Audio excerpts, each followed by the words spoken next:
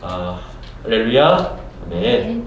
오늘 예배하는 저와 여러분에게 하나님의 크신 은혜가 함께 하시기를 간절히 소망합니다. 목회자라면 매주 어떤 설교를 해야 할까, 또 어떻게 설교를 해야 할까 고민을 할 수밖에 없습니다. 목회자가 우리 성도님들에게 또 혹은 목회자 자신이 하고 싶은 설교만 할 수도 없고, 그렇다고 이 앉아서 듣고 계시는 우리 성도님들 청중이 원하는 설교, 즉 듣기 좋은 설교만 해서도 안 되기 때문이죠. 그래서 어떤 목사님은 성경의 한 권을 정하여서 이렇게 쭉 강해 설교를 하시는 분도 있고, 어떤 분은 그 주간에 하나님께서 주시는 그런 감동을 따라서 설교를 하시기도 합니다. 그래서 어떤 목사님은 사도행전을 10년 동안 설교하신 분도 있습니다. 결국 설교에 있어서 중요한 것은 어떻게 하나님의 말씀을 설교자가 먼저 은혜와 감동을 받고 교회의 상황과 또 어떤 성숙도, 성도님들의 삶의 자리를 이해하고 그 하나님의 말씀이 성도님들에게 잘 들리게 전할 것인가를 매주 고민할 수밖에 없는 것 같습니다. 그런데 혹시 이런 이야기 들어보신 적 있으신가요? 아는 만큼 보인다. 아는 만큼 들린다. 누군가는 이 이야기가 나의 문화유산 답사기라는 책에서 이 말이 시작되었다라고 알려주는 분도 있더라고요. 근데 이 책에서 말하는 것은 그 문화재를 볼 때 그 문화재가 담고 있는 그 역사적인 배경과 인물에 대해서 아는 만큼 그 문화재가 다르게 보이고 이해할 수 있다는 뜻으로 사용한 것이죠. 제가 군대를 제대하고 2002년 그 추운 겨울에 1월 달에 유럽 배낭여행을 한 적이 있습니다. 유럽을 출발하기 전에 먼저 유럽을 혼자서 다녀왔던 교회 누나와 만나서 이야기를 나누면서 그 누나가 해줬던 이야기가 유럽은 먼저 공부를 하고 가야 된다. 그러면 더 재미있고 풍성한 여행이 될 거다라는 말을 해주더라고요. 그때는 인터넷이나 스마트폰이나 블로그 같은 것이 활성화되어 있지 않았기 때문에 먼 나라 이웃 나라 같은 영국 편, 독일 편, 프랑스 편 이런 거를 막 읽어보기도 하고 여행 책자를 사서 읽어보기도 했지만 막상 유럽을 가서 보니까 유럽은 그 자체가 역사 박물관 같아서 눈앞에 아무리 훌륭하고 오래된 유적이 있어도 저의 짧은 지식으로는 그냥 그게 얼마나 대단한 건가? 멋있네 하고 그냥 지나쳐버리는 경우가 너무나 많았습니다. 저는 이 이민자로 사는 것도 마찬가지고 우리 인생도 비슷하다고 생각합니다. 내가 알고 있었다면 당하지 않아도 되는 일이 많이 있고, 또 알고 있었다면 아까운 시간이나 비용이 낭비되지 않을 것 같은 일들이 많이 있다는 거죠. 또 더불어 더 잘 알고 있었다면 캐나다의 좋은 복지의 혜택도 누릴 수 있는 일들이 분명히 더 많을 것이다 라는 겁니다. 기독교 신앙도 마찬가지입니다. 제대로 알지 못하니까 신앙생활이라고 하면 어떤 이는 무속신앙이나 신비적인 것으로 치우쳐서 엉뚱한 신앙을 갖거나 이것이 2단인지 3단인지 4단인지 구분도 못하고 거기에 빠져버리거나, 또 반대로 너무 정치나 사회운동으로 기울어져 버리는 경우도 허다하다는 거였습니다. 그러나 기독교는 조금만 또 잘 알게 되면 아주 논리적이고 균형 잡혀 있다는 것을 우리들은 분명히 알게 됩니다. 더불어 예수 그리스도가 우리의 구원자이시고 진리임을 흔들리지 않고 확신할 수 있게 된다는 것이죠. 그래서 우리는 앞으로 몇 주간 이 크리스찬이 알아야 하는 기초에 대해서 말씀을 좀 나누고자 합니다. 기독교 신앙은 도대체 무엇인지 그 근원부터 좀 다시 한번 알아가려고 합니다. 그래서 제가 아무리 재미있게 준비를 하려고 해도 여러분들이 느끼시기엔 조금 딱딱하다, 좀 지루하다 라고 느껴지실 수 있을 겁니다. 하지만 저는 여러분들의 높은 수준을 신뢰하고 저도 나름대로 열심히 또 준비를 해보도록 하겠습니다. 이것을 우리가 신학에 있어서는 조직신학이라고 표현하기도 하고 기독교 교리라고도 좀 표현을 합니다. 벌써부터 긴장을 안 하셔도 됩니다. 표정이 갑자기 훅 이렇게 어두워지시는데 그러지 않으셔도 됩니다. 이게 성경이 말하는 내용을 인간의 언어를 통해서 좀 정리하고 하나님에 대해서, 인간에 대해서, 또 구원과 교회에 대해서 이해할 수 있도록 좀 정리한 겁니다. 이것은 초기 교회로부터 수많은 학자들과 신학자들을 통해서 정리하고, 또 이것이 기독교 신앙이 아닌 것은 조금 이렇게 배제하고 치우쳐진 것들을 더 제거하여 결의가 된 내용들인 것이죠. 따라서 크리스천 베이직을 통해서 이 성도님들의 삶이 무엇인지, 그리고 교회와 신앙생활이 무엇인지 좀 알게 되고 깨닫게 됨으로써 여러분들의 신앙과 기초가 단단해지고 풍성해지고 하나님을 알아감으로 아는 만큼 더 하나님에 대해 보이고 분명해지는 은혜가 있게 될 줄 믿습니다. 오늘 첫 시간으로 파괴된 하나님의 형상에 대해서 나누고자 하는데, 우리가 부부 사이 혹은 어떤 인간관계 속에서 이 다른 사람을 아는 것도 굉장히 중요하지만 그에 못지않게 나 자신을 아는 것, 이것이 매우 중요하다는 것을 알게 되죠. 나를 제대로 알지 못함으로 인해서 나뿐만 아니라 다른 사람까지도 또 이렇게 힘들게 할 수 있게 되는 것이죠. 그래서 기독교를 알기 전에, 하나님을 알기 전에, 구원이 무엇인지 알기 전에 우리 인간, 나라는 존재가 어떤 존재인가, 나의 상태는 어떤 상태인가를 아는 것이 굉장히 중요하다는 겁니다. 이 J.C. 라엘이라는 목사님은 거룩이라는 책에서 이렇게 말하고 있습니다. 기독교에서 말하는 거룩이 무엇인지 바로 알고 싶다면 죄라고 하는 엄청난 주제를 고찰하는 데서부터 시작하십시오. 건물을 높이 올리려면 기초를 깊이 파야 합니다. 기초가 잘못되면 치명적인 해를 입기 때문입니다. 거룩에 대한 잘못된 견해들은 주로 인간의 타락에 대한 그릇된 이해에서 비롯되는 경우가 많습니다. 그러므로 먼저 죄에 대한 몇 가지를 분명히 언급하고 거룩에 대해 계속해 가는 것이 옳은 것입니다. 구원에 이르게 하는 기독교의 뿌리는 죄에 대한 바른 지식이라는 것이 명백한 진리입니다. 맞습니다. 자신의 상태가 어떤지를 모르니까 아무리 교회에서 하나님은 사랑이십니다, 사랑의 하나님께서 당신을 사랑하셔서 구원하셨습니다 라는 놀라운 복음이 얼마나 가치 있고 엄청난 일이었는지를 깨닫지 못하고 와닿지 않는 거예요. 복음의 가치, 그리고 인간의 상태를 모르니까 여전히 내가 머물러 있는 그 상태에서 살아가려고 하는 거라는 것입니다. 내가 뭐 어떤데, 내가 뭐 어떻길래 구원이 필요하고 사랑이 필요한데 라는 생각 안에서 머물러 있으니까 답을 찾을 수가 없고 진리에 대한 관심이 일어나지가 않는 거예요. 성경은 죄의 결과가 어떠한지를 계속해서 말씀해주고 있습니다. 죄의 결과가 무엇이죠? 우리가 하나님과의 관계에서 깨어져 버린 거예요. 단절돼 버린 겁니다. 이웃과의 관계가 깨어지고요, 무너져 버렸어요. 우리와 자연과 세상과의 관계가 부서졌으며 나와 내 자신과의 관계가 죄로 인해서 깨어져 버린 겁니다. 그러니까 내 자신에 대해서도 모르고 내 상태가 어떤 상태인지를 알지를 못하는 겁니다. 죄라는 단어, 하마르티아라는 단어에 대해서 몇 번 설명을 드렸었죠. 하나님께서 정하신 표적, 관역에서 빗나가 버린 겁니다. 우리가 지어진 이유인 하나님의 영광에 이르지 못하는 상태가 되어버린 것이에요. 우리가 하나님을 향한 방향에서 어긋나 버렸고 비뚤어져 버렸고 방향을 상실해 버린 것입니다. 그래서 오늘 로마서 3장 23절 말씀, 모든 사람이 죄를 범하였음에 하나님의 영광에 이르지 못하더니.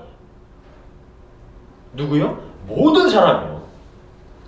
나, 너, 우리 모든 사람은 하나님의 영광에 이르지 못하는 상태가 되었다.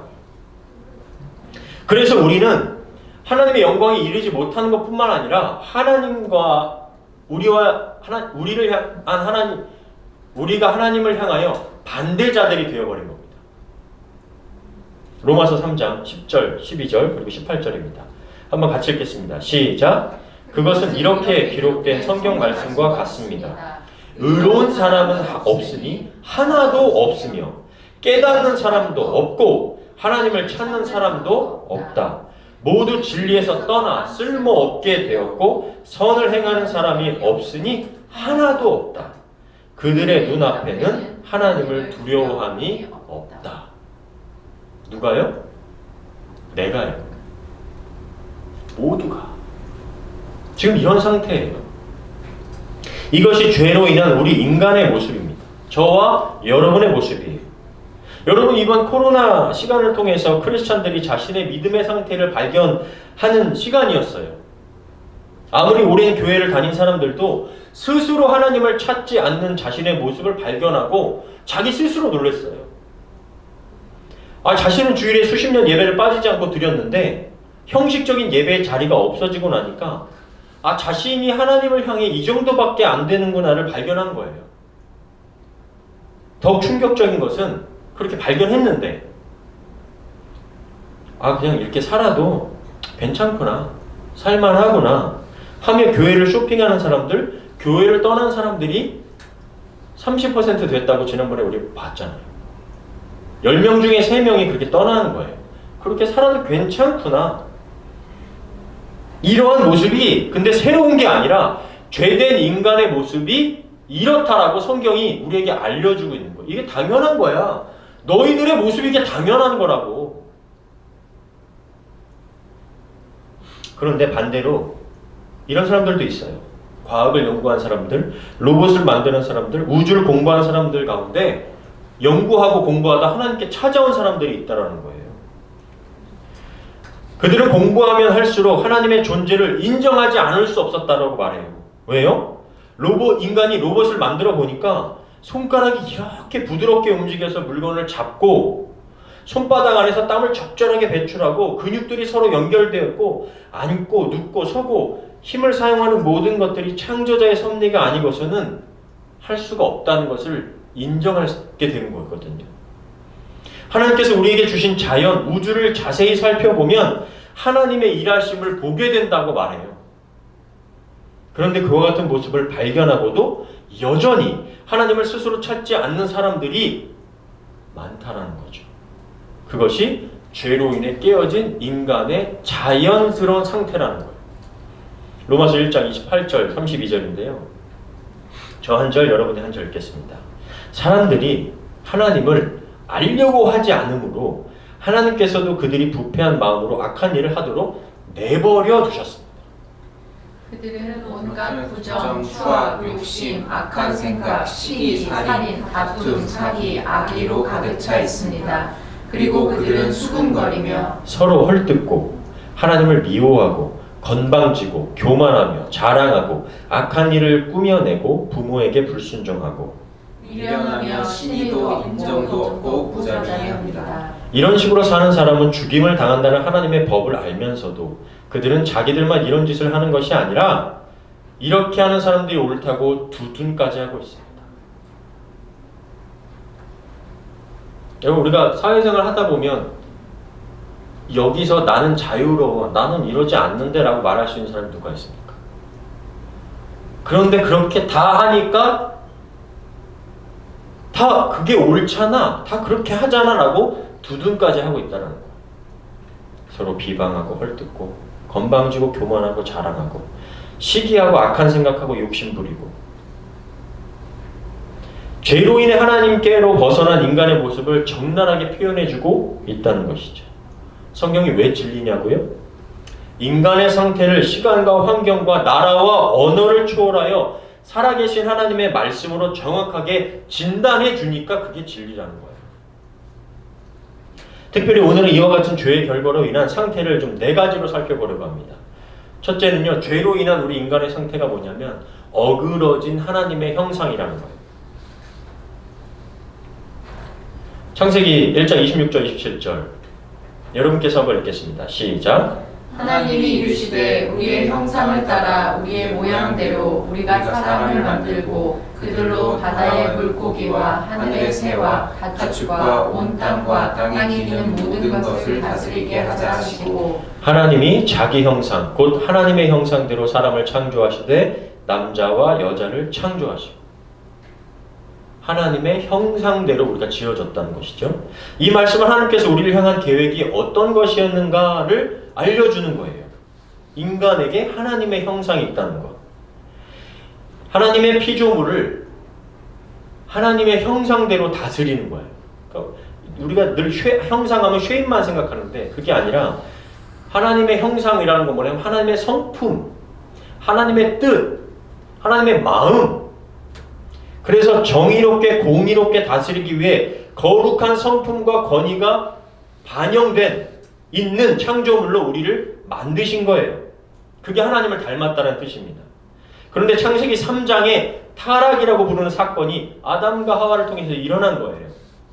창조, 타락, 이것이 기독교 세계관에 있는 중요한 구성입니다. 창조, 타락, 구원.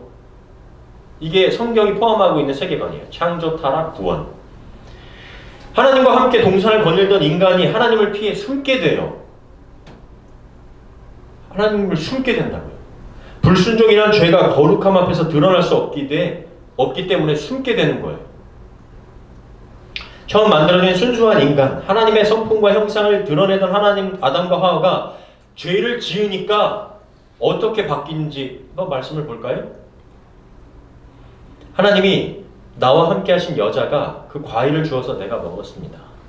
그때 여호와 하나님이 여자에게 내가 어째서 이렇게 하였느냐 라고 묻자 여자는 뭐래요? 뱀이 꿰어서 내가 먹었습니다 하고 대답했어요. 죄를 짓기 전에 하나님의 성품으로 하나님과 같이 하던 사람들이 거룩함 앞에 죄가 드러나니까 숨었어요. 무서워요, 거룩함이. 하나님이 이제 우리는 두려운 존재가 되어버린 거예요. 우리 죄로 인한 가득한 인간이. 근데 죄를 지은 인간이 어떻게 하고 있어요? 아담은 자긴 죄가 없대요. 누가 죄가 있대요, 지금? 여자가 그랬대요. 내가 한 거 아닌데요. 여자가 줬어요. 하나님 당신이 나와 함께 이렇게 하신 여자가 과일을 주어서 난 먹었을 뿐이에요. 죄의 책임을 감히 하나님께 떠넘기려고 하고 여자에게 떠넘기려고 하고 있죠. 여자는 뭐래요? 뱀이 그랬대요. 뱀이 나를 꿰어서 먹었어요. 치사하지만 인간은 자신이 지은 무거운 죄의 책임 앞에서 회피하려고 해요. 이게 인간의 모습이에요. 두려워하고 감당하기 싫어해요. 여기서 그 죄의 책임을 지고 싶어하는 사람이 누가 있어요?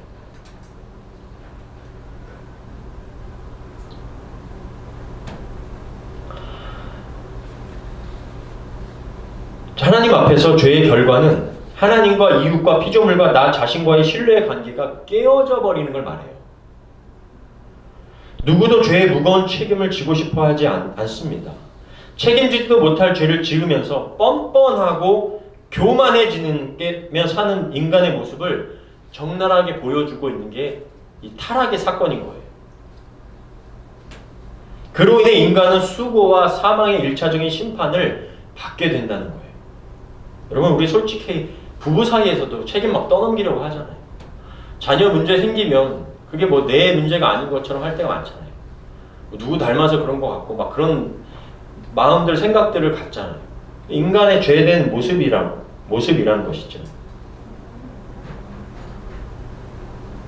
그러면 죄송합니다. 그로 인해 인간은 수고와 사망의 1차적인 심판을 받게 된 거예요. 창세기 3장 19절. 너는 이마에 땀을 흘리며 고되게 일을 해서 먹고 살다가 마침내 흙으로 돌아갈 것이다. 이것은 내가 흙으로 만들어졌기 때문이다. 너는 흙이므로 흙으로 돌아갈 것이다. 이것이 최초 인간, 그 타락한 인간의 최초 하나님의 설정인 거예요. 이것이 죄로 인한 결과이고 우리는 현재 타락된 세상에서 하나님의 심판을 기다리며 살아야 하는 상태가 되었다라는 거예요. 그래서 흙으로 돌아갈 날을 기다리며 날마다 죽어가고 있는 연약한 육체 속에 살고 있는 거죠. 이게 팩트죠. 그러면 우리는 하나님의 형상을 완전히 상실한 채 살아가고 있는 것인가요? 라는 질문이 들죠. 완전히 상실되었나? 아니면 하나님의 형상이 남아있긴 하지만 그냥 심하게 손상되어 있는 상태인가? 이런 생각도 해보게 되죠. 먼저 우리는 하나님의 형상을 잃어버린 것이 재앙이라고 생각할 수 있지만 그보다 더 큰 재앙은요, 하나님의 형상, 영광을 드러내야 하는 하나님의 형상이 하나님의 형상을 왜곡시키고 변절시키고 하나님과 정반대의 모습을 나타내는 것이 더 큰 문제이고 재앙이라는 거예요. 우리가 교회 다니지 않는 사람들이 막 우리를 향해서 때로는 막 욕하고 막 상도도 무시하는 걸 보면 그냥 세상 다 그렇지 뭐, 아유 저 사람들 하면서 별로 충격을 받지 않죠.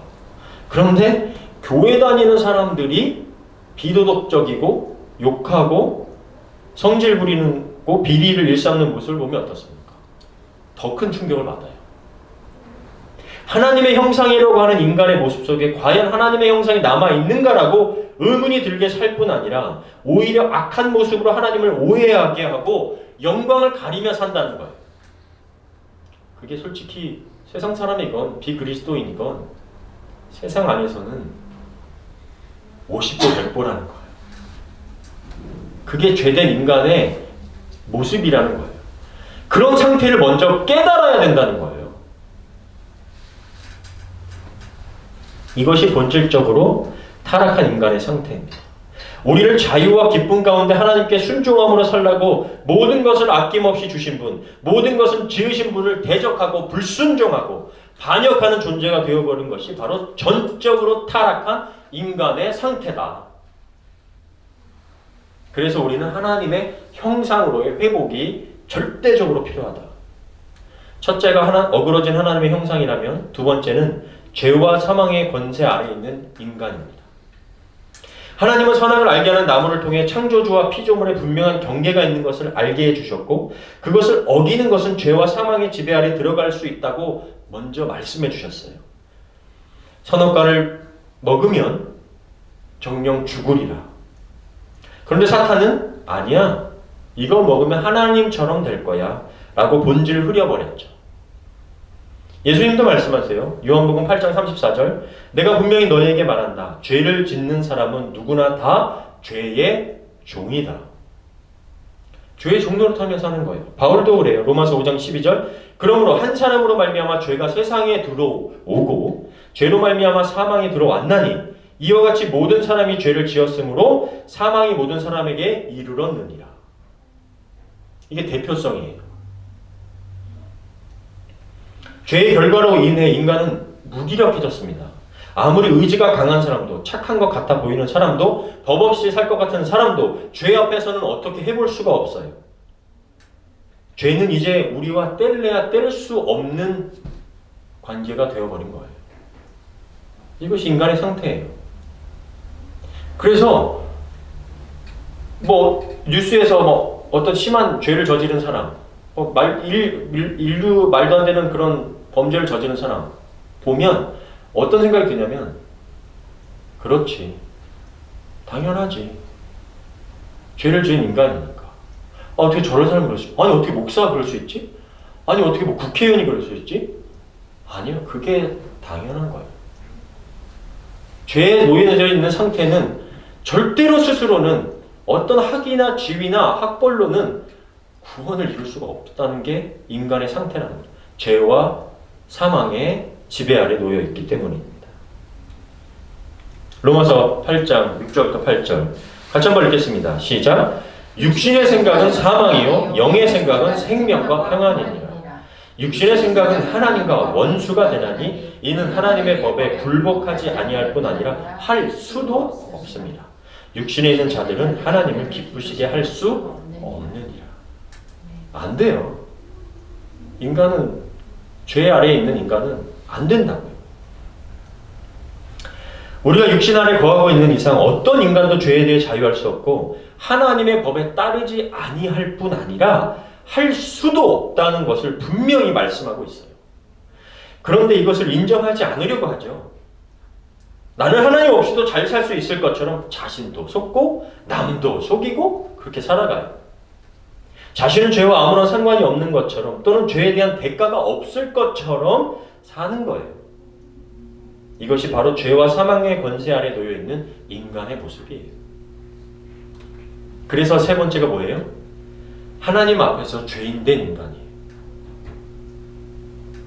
앞에 두 가지는 죄가 인간에게 초래된 결과지만 더 중요한 건 하나님과의 관계의 우리의 상태인 거예요. 하나님과 우리가 죄 때문에 어떤 관계가 되었느냐는 거죠. 우리는 죄로 인해 비참한 인생이 되었을 뿐 아니라 하나님의 정죄 아래 놓이게 된 거예요.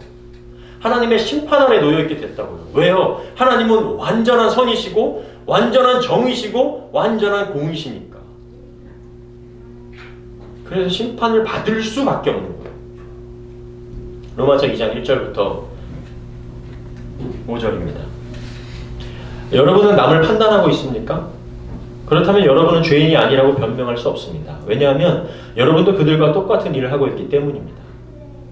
이런 일을 하는 사람에게는 하나님의 정의의 심판이 내린다는 것을 우리는 알고 있습니다. 자기도 같은 일을 하면서 남을 판단하는 사람은 하나님의 심판을 피할 수 없을 것입니다. 하나님의 자비로 인해서 사랑이 회개하게 된다는 것을 모르고 오히려 그분의 넘치는 자비와 너그러움과 참으심을 업신여긴단 말입니까? 이런 사람은 고집이 세고 회개하지 않기 때문에 하나님의 정의의 심판날에 받을 형벌을 스스로 쌓고 있는 것입니다. 자기도 죄인이면서 남을 정죄하고 비판하고 있습니까? 그 똑같이 자기도 그러고 있기 때문에 스스로 교만하게 심판받을 것을 쌓고 있다는 거죠. 바울 사도는 하나님 앞에 있는 모든 사람이 죄의 책임을 받게 된다는 것을 말하고 있는 거예요. 우리는 의롭다고 함을 받을 만한 공로가 전혀 없어요. 우리의 지식으로 천국 가는 것도 아니고요. 힘으로 천국 구원받는 것도 아니고 돈으로, 명예로, 권세로 어떤 것으로도 여러분들이 예수 그리스도가 아니고서는 아무리 손을 쌓고 기부를 하고 수억만금을 병원에 무슨 기부를 한다고 해도 여러분의 의로는 절대로 구원이 없습니다.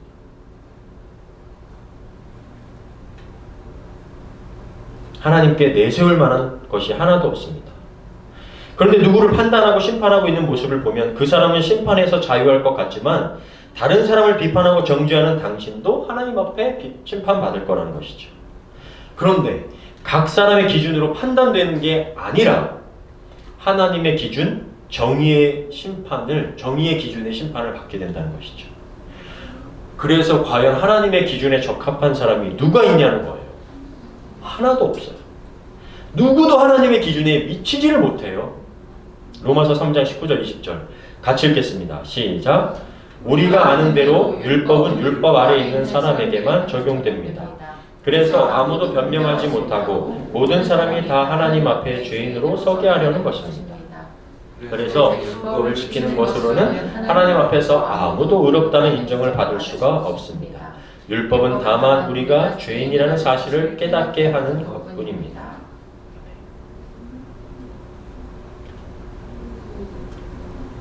무슨 말씀인지 이해가 되시죠? 그러니까 캐나다에만 있는 법은 캐나다에서만 적용되죠. 캐나다에 사는 사람에게만.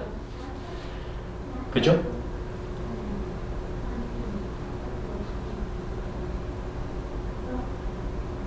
결국에 우리가 캐나다에 있는 법조차도 캐나다에 살고 있지만 완벽하게 그 법을 다 알고 지킬 수가 없죠.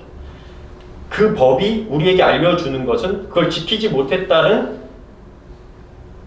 있다라는 그 죄인, 이 법을 지키고 못하고 있네. 당신은 죄인이라는 것을 깨닫게 해주는다는 거예요. 하나님의 율법은 뭐예요? 우리가 다 지킬 수 없는, 우리는 죄인이구나 라는 깨닫게 해줄 뿐이다라는 거죠.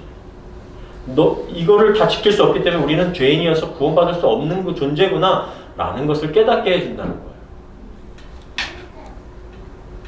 아무도 하나님의 정하신 기준에 못 미쳐서 하나님의 정하신 기준에 맞춰보려다가 보면 결국 우리가 나는 안 되는구나, 난 죄인이구나 라는 것만 깨닫게 된다는 거예요.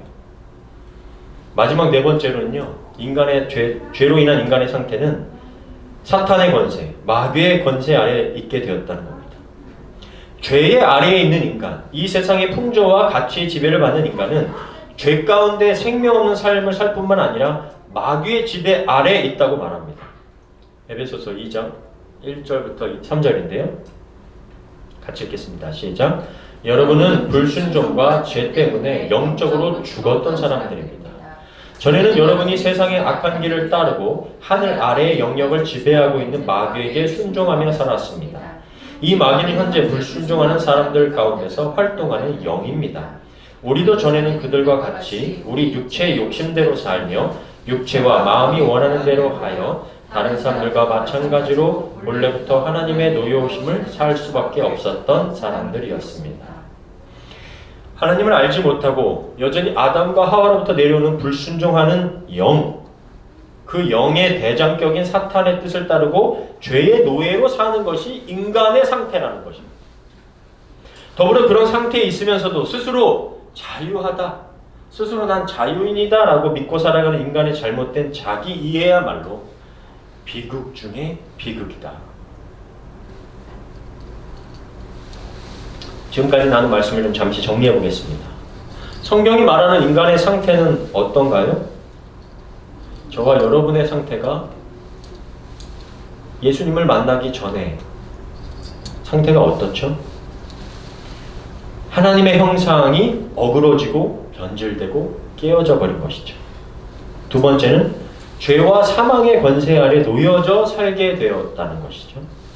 세 번째로 하나님 앞에서 우리는 완전한 죄인이 되었고 결국 사탄의 지배 아래에서 죄의 종노릇하며 살고 있는 것이 우리의 상태라는 것입니다. 이런데도 우리의 상태가 괜찮다라고 느껴지십니까? 그냥 이렇게 살아도 자유할 것 같고 구원이 있을 것 같다고 생각한다면 그것은 망상이고 착각입니다. 죄로 인해 뒤틀려져 버린 우리에게는 재창조밖에는 답이 없습니다. 하나님의 형상으로 거듭나는 것, 다시 태어나는 것 밖에는 답이 없습니다. 그런데 우리 자신이 그것을 스스로는 할 수가 없어요. 거듭남을 위해서 하나님의 형상으로의 회복은 오직 예수 그리스도밖에는 답이 없다는 거예요. 제가 산책을 하다가 개하고 산책을 혼자서 하다가 오늘 말씀을 이렇게 계속 묵상하면서 하는데 좀 연관이 되는 부분들이 있더라고요. 저희 개가 한국에서 이제 구조가 돼가지고 이렇게 온 거잖아요. 그것을 한번 이 오늘 나눴던 말씀하고 한번 비유로 한번 나눠보려고 해요. 조이가 결국 개장수에게 팔려 개고기로 끝날 뻔한 인생이었죠. 여러분, 조이가 이 땅에 태어난 게 잘못인가요? 아니죠. 하나님의 창조 원리 아래서 이 세상에 태어났어요. 근데 태어난 세상이 개를 잡아먹는 것이 당연한 나라에 태어난 거예요. 그런 약간 어떻게 보면 좀 불법적이고 좀 뭐 불법이라고 하긴 그렇지만 한국에서는 요즘 그거를 좀 막으려고 하잖아요. 그러니까 그런 세상에 태어난 거예요. 이것을 이렇게 비유해보는 거죠. 죄가 만연한 세상에 그냥 태어난 거예요. 우리 인간처럼. 죄가 가득한 세상이라고 할 수 있겠죠. 태어나자마자 그런 세상의 지배 아래 놓여진 거예요. 개장수가 오늘 팔지 내일 팔지 알질 못해요. 그의 손 아래서 종이 된 거예요. 개장수를 누구로 비유할 수 있겠어요? 그럼? 마귀라고 비유할 수 있겠죠. 죄의 지배 아래, 사탄의 지배 아래 들어간 것이에요. 그래서 막 정말 개 농장의 그 비참한 환경에 놓여지게 된 겁니다. 뜬장이라고 하는 거기에서 막 발이 기형이 되고 제대로 먹지도 못하고 갈비뼈가 앙상하게 되고 죄의 지배 아래서. 그런데 그게 세상의 전부인 줄 알고 살아가는 거예요. 개처럼. 거기 갇혀진 개처럼. 죽을 날만 기다리는 비참한 인생이 된 거예요. 그런데 원래 개의 본래 모습은 뭐예요? 좋은 주인을 만나서 귀여움을 떨고 잘 먹고 자신의 충성심을 한 주인을 위해서 발휘를 해야 하는데 모든 선하고 좋을 수 있는 관계 자체가 아예 태어난 세상 속에서 깨어져 버렸고 자신 스스로는 어떻게 회복할 수 있는 상황이 안 된 거예요. 그때 개를 입양하는 단체에서 어떤 사람이 예를 들어 그 사람의 이름이 지저스라고 합시다. 지저스라고 하는 사람이 그 더럽고 냄새나는 개농장에 찾아와서 레스큐, 조이를 구출해낸 거예요. 조이의 목숨을 대신해서 개 농장 주인이 돈을 달라 하면 돈을 주고, 개의 생명이 이렇게 버려져서는 안 되기에 그 개의 생명의 가치대로 살 수 있도록 구출해내어서 새로운 삶을 선사한 거예요. 개와 산책을 하다가 조이가 그래도 좋은 주인을 만나서 다행이다라는 생각을 해보면서, 우리가 좋은 주인이 되어야 되겠지만 그런 우리의 구원의 여정을 한번 연상해 보게 되었어요. 주님이 아니었다면 우리는 그냥 죄가 가득한 만연한 세상 속에, 죄의 구덩이에 박혀서 그 세상이 다인가 보다 하며 살고 있었을 거예요. 그런 삶이 다인 줄 착각하면서 그러다가 그냥 사망에 이르게 되는 거예요. 우리는 죄의 문제, 죄의 권세 아래에서 삶에서 해방되었어요. 더불어 마귀의 권세 아래에서 건짐을 받아야만 했지요. 마지막은 하나님의 진노에서, 하나님의 심판에서 구원받아야 하는 사람들이에요. 이와 같은 죄의 문제에서 해결자 되신 분이 누구세요? 예수님이세요. 주님은 죄의 권세를 꺾으시고 죄를 담당하셨고 하나님과의 깨어진 관계를 회복시키셨어요. 이것을 우리는 기쁜 소식, 복음이라고 부른 거예요. 오늘은 죄 아래에 놓인 우리의 상태에 대해서 좀 나눠봤습니다. 다음 시간에 어떻게 구원을 받게 되는 것인지, 우리가 그리스도의 은혜와 성품을 삶에서 나타내려면 좀 어떻게 살아야 하는지 함께 좀 나눠보고자 합니다. 기도하겠습니다.